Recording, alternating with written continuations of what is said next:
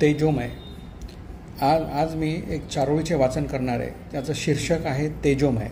चारोळी म्हणजे 4 ओळीमध्ये आपल्याला एखादा त्याच्यातला बोध मिळतो आपल्याला.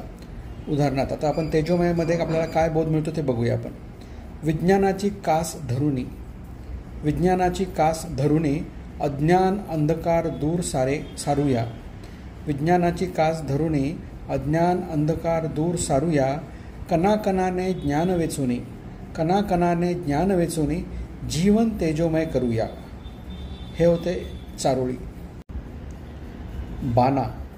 आज मी आपल्यासमोर एक चारोळीचे वाचन करणार आहे. चारोळी म्हणजे 4 ओळ्यामध्ये आपल्याला एक त्याच्यातला बोध मिळतो.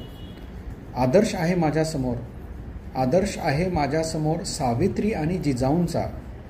आदर्श आहे माझ्यासमोर सावित्री आणि जिजाऊंचा. हरणे मला ठाऊक नाही, हरणे मला ठाऊक नाही, बाणाच आहे लढाऊंचा. धन्यवाद. नमस्कार. आज मी एक चारोळीचे वाचन करणार आहे. दुनियादारी.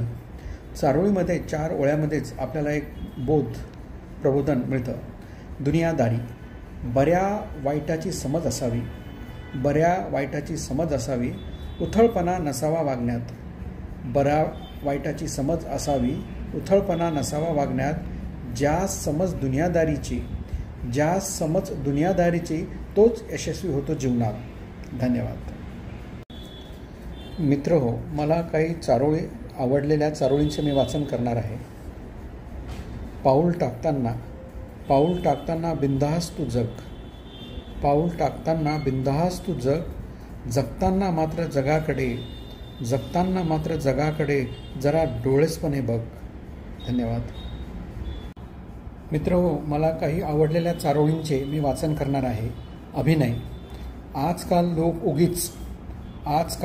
उगीच चांगुलपणाचा अभिनय करतात. आजकाल लोक उगीच चांगुलपणाचा अभिनय करतात.